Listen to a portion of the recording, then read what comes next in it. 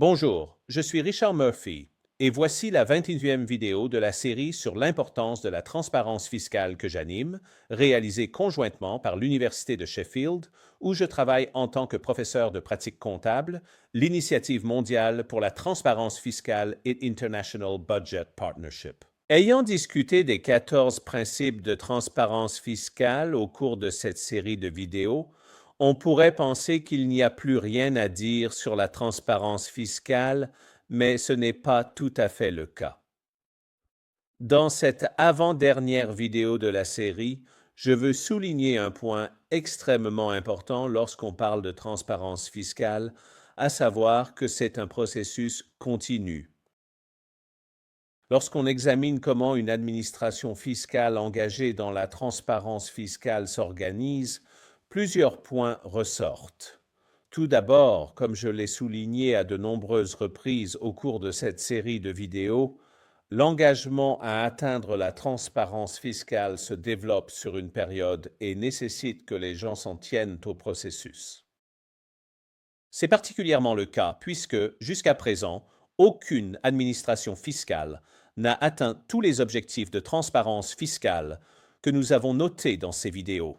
Tout le monde est en chemin vers la transparence fiscale. Personne n'y est encore arrivé. La transparence fiscale est donc un processus systémique de changement auquel une administration fiscale qui souhaite obtenir les meilleurs résultats pour les personnes de la juridiction qu'elle sert doit s'engager si elle veut atteindre cet objectif. C'est un processus continu. Lorsque je dis que la transparence fiscale est un processus continu, je veux dire qu'elle doit être intégrée dans les cycles de gestion du système fiscal, qui sont une caractéristique de la gestion fiscale de haut niveau dans toute juridiction. Comme nous l'avons discuté dans cette série de vidéos, le processus de gestion du système fiscal l'exige. Une stratégie fiscale doit être établie. Des objectifs opérationnels pour l'année doivent être fixés. Ceux-ci doivent être reflétés dans un budget pour les impôts à collecter, qui alloue également les ressources de l'administration fiscale pour atteindre l'objectif de collecte de ces impôts.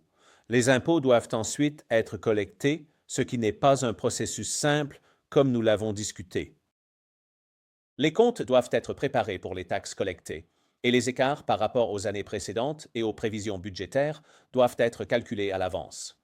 Ils doivent être analysés et discutés. Les succès et les échecs doivent être évalués. Idéalement, cela impliquerait l'utilisation d'analyses de l'écart fiscal et des retombées fiscales. Et tout au long de ce processus, des procédures appropriées de publicité, de consultation et de divulgation doivent avoir lieu. Après quoi, le processus recommence pour une autre année. Cependant, tout ce processus n'est pas aussi linéaire que cette liste le laisse entendre. Il est évident que pendant que l'année fiscale en cours, appelons-la année 1, progresse, les objectifs pour l'année fiscale suivante, que nous appellerons année 2, sont fixés. Il se peut également que les résultats de l'année précédente, que nous appellerons année 0, ne soient pas connus ou ne soient pas suffisamment connus avec de détails lorsque le processus budgétaire pour l'année suivante, l'année 2, commence. En d'autres termes, le processus est cyclique et nécessite que les personnes impliquées comprennent qu'elles doivent souvent opérer sur la base de données incomplètes ou même estimées, agissant de bonne foi pour interpréter les informations dont elles disposent au moment où des décisions sont requises, sachant que de meilleures décisions pourraient être prises plus tard lorsque des informations plus récentes ou plus précises seront disponibles. Nous soulignons que ce n'est pas une faiblesse de tout système qui soutient la transparence fiscale. C'est au contraire une réalité qui doit être reconnue et acceptée. Le faire est en soi une partie de la transparence fiscale. Cela dit, nous voulons mettre en avant un point important des principes de transparence pour la politique et l'administration fiscale de la GIFT.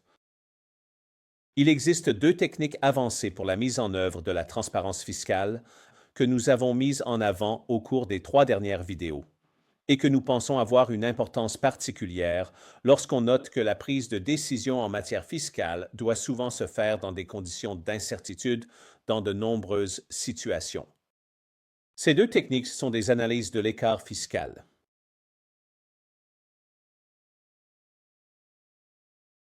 Bien que nous décrivions ces techniques comme avancées et même ambitieuses, nous soulignons également que presque toute administration fiscale peut les aborder dans une certaine mesure. C'est en fait davantage le cas pour l'analyse des retombées fiscales qui peut être entièrement qualitative. Cela est vrai pour l'analyse de l'écart fiscal qui interprète inévitablement les données, au moins dans une certaine mesure. Cela est dû au fait que l'analyse de l'écart fiscal peut être réalisée de manière sélective. Par exemple, s'il est supposé qu'il y a un problème avec certains allègements ou exonérations fiscales, ceux-ci peuvent être étudiés isolément. De même, s'il est supposé qu'il y a un problème avec l'économie souterraine, des exercices pour évaluer cette question peuvent être entrepris sans qu'il soit nécessaire de préparer une analyse complète de l'écart fiscal pour l'ensemble du système fiscal. Nous avons déjà suggéré des techniques pour le faire dans cette série de vidéos. L'idée ici est que certains aspects du système fiscal peuvent être examinés et les résultats pourraient être publiés et ouverts à la discussion, même si l'ensemble du système fiscal ne peut pas faire l'objet d'une analyse de l'écart fiscal en raison d'un manque de ressources.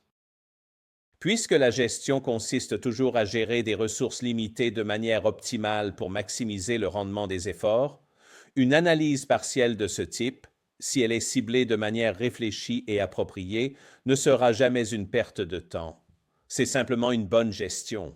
Cependant, nous soulignons également la nécessité de publier les résultats et de consulter à leur sujet si les objectifs de transparence fiscale doivent être atteints. Ceci est également vrai pour les analyses de retombées fiscales. Celles-ci peuvent impliquer des consultations lourdes, la dépense de temps et d'efforts considérables, la collecte de nombreuses données et des engagements de longue durée. Nous avons testé cette approche. Les résultats en valaient la peine, à notre avis. Cependant, nous avons également organisé des ateliers où nous avons posé à des publics informés, c'est-à-dire des personnes ayant une certaine expérience du système fiscal dans son ensemble, les questions qu'une analyse de retombées fiscales soulève et fixer des limites de temps pour la durée des discussions dans le but délibéré d'obtenir des retours rapides afin de mettre en évidence les points de convergence entre les parties intéressées sur les problèmes à aborder lorsqu'on examine le système fiscal dans son ensemble. Pas plus d'une journée n'était nécessaire pour faire cela. Ces exercices rapides sont remarquablement efficaces à leur manière.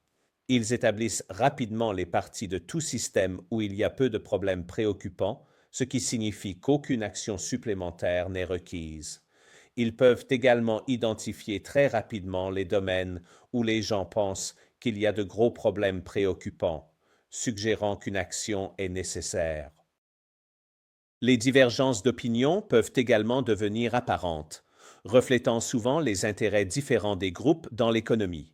Cela met en évidence les domaines où un travail plus approfondi est nécessaire. Parfois, une administration fiscale doit travailler sur la base de ce qu'on appelle la règle des 80-20. En d'autres termes, 80% du gain doit être obtenu avec 20% de l'effort optimal. Les évaluations des retombées fiscales peuvent être gérées sur cette base et des récompenses réelles peuvent être obtenues. Il est également possible que des versions en ligne de ces examens soient limitées à un certain nombre de questions une fois que les domaines de préoccupation ont été établis de manière critique, tandis que le cycle continu de gestion régulière du système fiscal se poursuit, les analyses des écarts fiscaux et des retombées fiscales permettent à une administration fiscale, un gouvernement ou même une ONG ou une organisation de la société civile de prendre du recul et de regarder le système sous un angle différent pour s'assurer qu'il répond aux besoins des habitants d'une juridiction. Et c'est de cela qu'il s'agit avec la transparence fiscale. En résumé, notre message est que la transparence fiscale n'est pas facile, sinon tout le monde pourrait bien le faire. Mais si une autorité fiscale veut collecter autant d'impôts que possible, la transparence fiscale est essentielle, parce qu'elle persuade les gens de payer.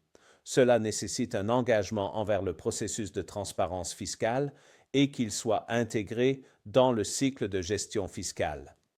Cependant, précisément parce que le processus est cyclique, prendre du recul et évaluer le système dans son ensemble est essentiel, et les analyses des écarts fiscaux et des retombées fiscales aident ce processus et pourraient apporter de grandes récompenses. Bonne chance!